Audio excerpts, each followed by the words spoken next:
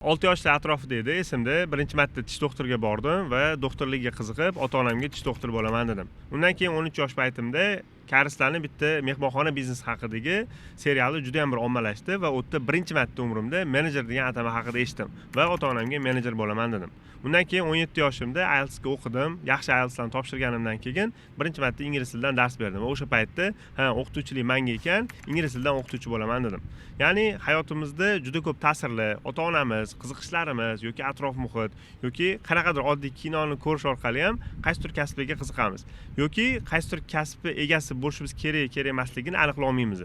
Ya'ni biz hayotimizni, qiziqishlarimizni to'g'ri tahlil qilib, analiz qilib ko'rmaymiz. Asosan yoshlar kasb tanlayotganda qanaqa xatolarga yo'l qo'yishadi? Birinchisi, trenddagi kasblar orqasidan yugurishadi. Bu taxminan hozirgi paytlarda trading, undan oldin logistika bo'lgan, ya'ni Amerika bilan, ya'ni ingliz tilini bilsangiz, yaxshi pul topsangiz bo'lgan. Undan oldin bo'lsa SMM, ya'ni qaysi kasb trendda bo'lsa, siz qiziqasizmi yo'qmi, shu narsa orqasidan intilish. Ikkinchisi, ota-onani majburlovi yoki ota-onaning tavsiyasiga qarab turib kasb tanlash. Ya'ni ota-onamiz bizga yaxshi narsani xohlashadi bo'lishini, lekin baribir ham ular hozirgi zamonda nima ketayotgani, insonlarga nima kerakligi yoki qiziqishimizni oxirigacha aniqlamasdan turib, biz uchun daromadli bo'lgan qanaqadir kasblarni yetishligi mumkin. Masalan, men o'zim yoshligimda eslayman, ota-onam doktor bo'lishi, keyinchalik bo'lsa buxgalter bo'lishimni tavsiya qilishgan. Uchinchi asosiy xato bo'ladigan bo'lsa, birinchi qanaqa ish joyiga kirishgan bo'lsa, shu bo'yicha oxiriga kechadi. Ya'ni hozir qanaqadir daromad kerak, pul topishligi kerak va qayerdadir ishni boshlashadi. Bunaqa holatda ko'pincha sizda tanlov bo'lmaydi. Kim sizga ish beradigan bo'lsa, shu joyga ishga kirib ishlashni boshlaysiz va shu ish joyida darsni davom etadi. Bu qiziqishga to'g'ri keladimi yoki yo'qmi? Yaponlarda bitta zo'r instrument bor. Biz o'zimiz ham hayotimizda, marketingda, loyiha tanlashda juda ham ko'p tatbiq qilganmiz, balki eshitgansiz. Ikigai. Ya'ni o'zi Ikigai asosiy maqsadi Yaponiyada shu davrda, Ikigai ishlab chiqilgan davrda juda ko'p suitsidlar, ya'ni joniga qasd qilishlar ko'payib ketgan. Odamlar o'zini hayotdagi asosiy maqsadini topa olmagan va shu maqsadni topish uchun hozirgi paytda ularning darsligida ham, universitetda ham va qaysidir ma'noda umumiy millatga singib ketgan instrumentlardan bittasi va biza buni zamonaviy menejmentda, kasb tanlashda, loyiha tanlashda, ya'ni o'zi qiziqishingizni topib olish uchun moslashtirib ishlatamiz. Endi Ikigai bo'yicha siz 4 ta narsaga qarashingiz kerak bo'ladi kasb tanlayotgan paytda. Birinchisi, siz nimani yoqtirasiz? Ya'ni siz qanaqa kasbda ishlamoqchi bo'lsangiz ham birinchi o'rinda siz yoqtirgan kasb bo'lishi kerak. Chunki bitta kasb tanladingizmi, endi katta ehtimol bilan hozirgi paytda erkak kishiniki 65 yoki 70 yosh pensiya yoshi bo'ladigan bo'lsa, bu degani siz taxminan 20 yoshdan boshlab eng kamida umringiz uzoq bo'ladigan bo'lsa, 50 yil davomida shu kasb bilan shug'ullanishingiz kerak. Endi tasavvur qiling, siz o'zingiz yoqtirmaydigan kasbga kirdingiz, daromadli, masalan, kelajagi bor, lekin siz umuman yoqtirmaysiz. Ya'ni xuddi shu zerikish bilan, xuddi shunaqa mindset bilan siz bir umr ishlashingiz kerak bo'ladi. Buning uchun siz o'tirasiz va bitta qog'ozga nimalarni yoqtirmasligingizni yozib chiqasiz. Ya'ni o'zi odamda eng qiyin narsa nimani yaxshi ko'rishini topish yoki nima unga ko'proq yoqishini topish. Siz, ya'ni negativlarni o'chirib tashlash orqali sizga ko'proq nimalar yoqishini topsangiz bo'ladi. Yoki agar biladigan bo'lsangiz, xuddi shu narsani bitta spisk qilib chiqing. Ya'ni spiskingizda kamida siz yoqtiradigan 10 tadan 20 tagacha shu narsalar bo'lsin, ya'ni ketma-ketlikda bo'lsin. Agar topa olmasangiz, yoqtirmaydiganlarni yozasiz va ularni o'chirasiz. Sizda siz yoqtiradigan narsalarni spiskga kelib chiqadi. Endi bu qanchalik ko'p bo'ladigan bo'lsa, sizda kasb tanlashda juda katta imkoniyat bo'ladi. Ya'ni ko'proq kasblarni ko'rib chiqsangiz bo'ladi. Ikkinchisi, siz nimada kuchlisiz? Siz biror narsani yoqtirishingiz mumkin. Masalan, men futbolni juda ham yaxshi ko'raman. Xayolimda qanaqadir fintlar qilish xohlaymanda, lekin realizatsiya qilayotganda juda ham bir qo'shmagan holatlar kelib chiqadi. Ya'ni siz nimadir yaxshi ko'rishingiz mumkin, lekin u narsada kuchli bo'lmasligingiz mumkin. Bu yerda qobiliyat, bu yerda ko'nikmalar juda ham katta rol o'ynaydi. Masalan, bo'lishi mumkin, ko'pchilik ota-onasiga qanaqadir yoshligida qarashadi, qanaqadir kasblar bilan shug'ullangan bo'ladi. Kimdir fiziki kuchli, kimdir aqliy kuchli. Masalan, men yoshligimda odamlarga bozorga ko'p shu sotib olish uchun, savat sotish uchun qarashga tushardim. Ya'ni menda sotuv qobiliyatlari yaxshi edi. Xuddi shunaqa siz ham yoshligingizda qanaqadir kasbga yoki otangizlarning kasbiga yoki kimgadir qarashgansiz va sizda kuchli tomonlar paydo bo'lgan. Kuchli tomonlar faqat kasbiy emas, masalan, til bo'yicha kuchli bo'lishingiz mumkin, sizda kreativlik kuchli bo'lishi mumkin.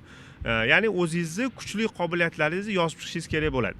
Bu bo'yicha bo'lsa eng yaxshi instrumentlardan bittasi bu SWOT. Ya'ni strengths, weakness, opportunities and threats. Ya'ni umumiy shu 4 ta narsadan iborat bo'lgan shunaqa tahlil bor. Buni ko'proq kompaniyalarni tahlil qilish uchun ishlatiladi. Biza bo'lsa buni o'zimizni tahlil qilish uchun ham ishlatsak bo'ladi.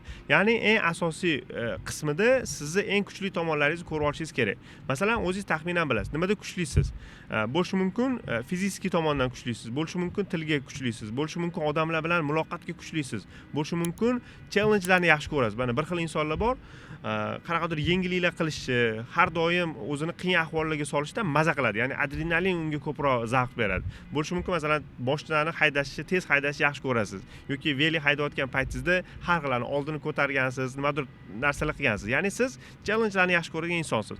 Xuddi shunaqa SWOT tahlil qilib, o'zingizni kuchli tomonlaringizni yozib chiqing. Endi biz nimalarni bilyapmiz? O'zimiz yoqtiradigan narsalarni bilyapmiz va biz kuchli bo'lgan tomonlarimizni bilyapmiz. Bu yerda ham spiska qanchalik katta bo'ladigan bo'lsa, sizda kasb tanlash bo'yicha juda ko'p imkoniyatlar bo'ladi. Xo'p, uchinchisi, dunyoga hozir nima kerak? Ya'ni hozirgi global holatda ham o'rganishingiz kerak bo'ladi. Ya'ni hozirgi paytda nimalar ko'proq rivojlanyapti? Hozir endi o'zimiz ham ko'rib turibmiz, AI, ya'ni sun'iy intellekt rivojlanishi orqali juda ko'p kasblar yo'q ketishi mumkin. Masalan, oddiy buxgalteriya kasbini aytishim mumkin.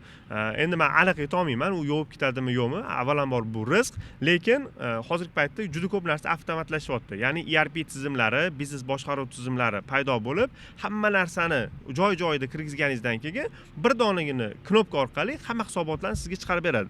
Bu degani hozirgi paytda shu AI, ya'ni sun'iy intellekt, zamonaviy texnologiyalar va IT решениялар juda ko'p kasblarni oldini olib qo'yadi. Shuning uchun ham siz yaxshilab bitta tahlil qilib chiqishingiz kerak. Endi bu tahlilni ko'proq yengilliklarni o'qib, sohalar bo'yicha bo'layotgan yengilliklar, mana sun'iy intellekt, ya'ni texnologiyalar bo'yicha bo'layotgan yengillik hammasini ko'rib chiqasizda, dunyoga hozir nima ko'proq kerakligini tahlil qilib chiqishingiz kerak va uni ham xuddi undan oldingi ikkita so'rov kabi bitta spiska qilib chiqishingiz kerak. Va bu yerda ham spisk qanchalik katta bo'ladigan bo'lsa, sizda kasb tanlash imkoniyatingiz ko'proq bo'ladi. To'rtinchisi, sizga nima uchun pul to'lashadi? Masalan, siz nimadir yoqtirasiz, siz uni kuchlisiz va u dunyoga kerak bo'lishi mumkin-da, lekin bu narsa uchun hozirgi paytda sizga pul to'lashmasligi mumkin. Endi bu yerda ikkita tomondan ko'rib chiqishimiz kerak bo'ladi. Ya'ni, hozir sizda qanaqa qobiliyatlar bor, uni sota olasiz, ya'ni pulga alishtira olasiz. Masalan, tilni bilasiz, siz qayerdadir translator, ya'ni переводчик sifatida ishlashingiz mumkin. Yoki sizda bo'lishi mumkin kommunikatsiya kuchli, ya'ni loyihalarni boshqarishni bilasiz, siz loyiha menejer sifatida ishlashingiz mumkin. Ya'ni hozirgi qobiliyatlaringizdan kelib chiqib, aynan qanaqa kasb bo'yicha sizga pul to'lashadi, bu bir. Ikkinchi nuqtai nazardan qaraydigan bo'lsak, aynan hozir qanaqa turdagi kasblarga yaxshi pul to'lashyapti. Ya'ni umumiy indeks bor. Mana yaqinda ham Toshkent shahrida eng ko'p haq to'lanadigan ishxonalarning ro'yxatini qilishdi va bu yerda страхование va ko'proq bank sohasidagi ko'proq pul to'lashar ekan. Ya'ni xuddi shunga o'xshagan tahlillar bor, tayyor, Daryo, Kunuz yoki oddiy ChatGPT ni o'zi bilan gaplashadigan bo'lsangiz, hozirgi paytda masalan O'zbekistonda, O'rta Osiyoda yoki Rossiyada, ya'ni oldindan trendlarni ham ko'rsangiz bo'ladi. Masalan, Rossiyada 5 yil oldin bo'lgan narsa hozir O'zbekistonda bo'lyapti yoki 3 yil. Va bu narsa tezlashyapti internetda hisobiga. Endi buni shu ChatGPT dan so'rang yoki o'zingiz tahlil qilingda, hozir eng daromadli kasblar qaysi? Bularni ham spiskasini qilib chiqing. Endi mana shu 4 ta savol bo'yicha sizda har bittasi bo'yicha kamida masalan deylik 20 tadan yo'nalishlar paydo bo'ldi. Siz yoqtiradigan narsalar, siz kuchli narsalar, dunyoga xos kerak bo'lgan narsalar va siz uchun pul to'laydigan narsalar. Endi bu instrument, bu matritsa. Ya'ni matritsadan asosiy ma'no mana shu 4 tasi bo'yicha umumiy to'qnash nuqtalarini topishingiz kerak bo'ladi. Endi misol uchun bitta aytib ketaman. Masalan, bitta to'qnashuv. Siz nimani yoqtirasiz? Siz ko'p gapirishni yoqtirasiz. Bo'lishi mumkin, siz odamlar bilan kommunikatsiya qilishni yoqtirasiz. Endi siz nimada kuchlisiz? Siz ingliz tilini bilasiz. Bo'lishi mumkin. Dunyoga hozir nima kerak? Hozir ko'rasiz, Xitoy yoki juda ko'p davlatlarda odamlar kelyapti. Ya'ni hozir dunyoga ingliz tilini biladigan переводчикlar kerak. Ya'ni dunyoga kerak narsani ham topdingiz. Endi sizga nima uchun pul to'lashadi? Birinchi o'rinda hozir juda ko'p chet ellik fuqarolar kelayotgani hisobiga ham yetarlicha переводчиlar yo'q. Bu bir. Endi ikkinchi tomondan bo'lsa, siz tilni ya'ni yetarli darajada bilishingiz, переводчик sifatida ishlay olishingizga ham sizga haq to'lashadi. Ya'ni endi siz uchun eng to'g'ri kasb bu переводчикlik, ya'ni tarjimonlik. Endi siz tarjimonlik qilsangiz bo'ladi. Yoki yana bitta misol keltiraman. Siz nima yoqtirasiz? Siz kreativlikni yoqtirasiz. Bo'lishi mumkin siz qanaqadir ijodiy insonsiz. Masalan, men yoshligimda she'r yozganman. Bo'lishi mumkin siz ham she'r yozasiz, rasmlar chizasiz yoki qanaqadir tabiatga qarab turib maza qilasiz. Ya'ni sizni yoqtiradigan narsa shu. Endi siz nimada kuchlisiz? Siz kreativlikda kuchlisiz. Masalan, men endi kreativlik kuchli, o'zim juda ham hazilkashman, ya'ni hazil qilish ham kuchli. Bunaqa insonlar juda kreativniy bo'ladi. Endi dunyoga hozir nima kerak? Dunyoga hozir kreativlik yetishmayapti. Ya'ni borgan sari zerikarlilashib boryapti dunyo. Endi masalan yaxshi marketologlar kerak dunyoga. Ya'ni men bilaman, agar men marketolog bo'ladigan bo'lsam, mana shu qobiliyatlarim orqali dunyoga yaxshi qiymat bera olaman. Va nima uchun pul to'lashadi? Hozirgi paytda O'zbekistonda mingta ham chiqmaydi kuchli marketologlar, lekin kompaniyalar soni statistikaga qaraydigan bo'lsangiz 400 mingtadan oshuv, ya'ni o'rta va katta kompaniyalar soni. Men hali yakka tartibli tadbirkorlar hisobga olmayapman. Ularni ham qo'shadigan bo'lsa 700 mingtadan oshuv tadbirkorlar bor. Tasavvur qiling, 1000 ta yaxshi marketolog va 700 mingta biznes. Ya'ni hozir menga aynan shu soham uchun yaxshi to'lashadi. Men uchun eng to'g'ri keladigan kasb bu marketologlik. Endi mana shu instrumentni o'rganib oldingiz. Endi kamida masalan 20 tadan har bittasi bo'yicha yozganingizda ham biz o'zimiz juda ko'p bu instrument ishlatganmiz. Kamida 5 ta sizga to'g'ri keladigan kasblar ro'yxati keladi. Endi bu kasblarni hammasini ko'rib chiqingda, bu yog'iga endi MVP qiling. MVP nima degani? Masalan, biror bir qilmoqchi bo'lgan ishingizni kichik bir miqdorda qilib ko'rasiz. Chunki bu endi qolganiga sizni hayotingizni bag'ishlaydigan, ertaga butun umringiz o'tadigan kasb bo'ladi. Shuning uchun ham hali yoshsiz, har bitta masalan 5 ta kasb chiqdimi, har bitta kasb bo'yicha kamida 1 oy 2 oy ishlab ko'ring. Masalan, boring marketologlik sizga yoqdi, marketing bo'yicha shogird tushingda 2 oy tekinga bo'lsa ham ishlab ko'ring. Masalan, sotuv menejerlik sizga yoqdi, sotuv menejerlik bo'yicha ishlab ko'ring. Yana boshqa kasblar bo'yicha 2 oydan ishlab ko'ring. Shunda endi qaysi kasb sizga yana ham ko'proq to'g'ri keladi, qaysi kasbda juda ham maza qilib ishlaysiz va umumiy ichidan o'rganganingizda har bitta kasbi masalan sizga ko'rinishi juda chiroyli bo'lishi mumkin, lekin kasb ichiga kirganingizda o'ziga yarasha nyuanslari bor. Ana bekorga aytishmaydi-ku, har yerni qirma orzu, har yerda bor toshi tarozi. Masalan, marketologlar ham uzoqdan ko'rinishi qanaqa? Masalan, syomkalarda maza qilib yuradi, juda kreativniy deb ko'rinishi mumkin, lekin men o'zim masalan xodimlarimizni ko'raman, juda issiqda. Mana hozir yozda eng issiq jaziramasi kirib kelyapti. Mana shu issiqlarda syomka qilishadi. Kechasi qanaqadir syomkalar to'g'ri kelib qoladi. Juda ko'p xodimlarim 7 kun ishlaydi haftada va 24/7 ishlaydi desam bo'ladi. Ya'ni ishxonada 12 gacha ishlab, keyin yana voqlik kelishadi. Ya'ni o'ziga yarasha stressi bor. Ya'ni bu joylarni ham sizda ko'rishga imkoniyat bo'ladi. Endi hammasini ko'rganingizga taxminan sizda 1 yil vaqt ketadi va bu juda katta vaqt deb o'ylamang. Shu 1 yillik ichida hammasini o'ylanmasdan tez qilib ko'ring. Masalan, bitta joyda ishlaysiz, sizga to'g'ri kelishi mumkin, lekin juda ham maza qilmayapsizmi? Riskingiz yo'q, hali yoshsiz. Keyingi ishxonaga boringda ishlab ko'ring. Daraxt bir joyda ko'karadi deyshadi, lekin bu maqol ancha o'zgargan. Daraxt to'g'ri joyda ko'karadi. Agar shu to'g'ri joyga ekilmasa, masalan, tropik mintaqada o'sadigan joy daraxtni agar biz cho'lga ekib qo'yadigan bo'lsak, u ko'karmaydi, ya'ni u qurib qoladi.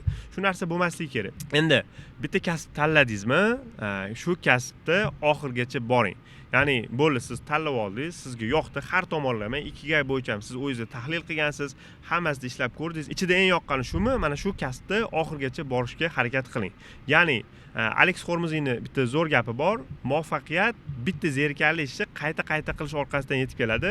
Masalan, bo'lishi mumkin 1 yil 2 yil ishlaysiz, qanaqadir zerikish sizda paydo bo'ladi. Aynan shu sohangiz bo'yicha yengilliklarni o'rganing.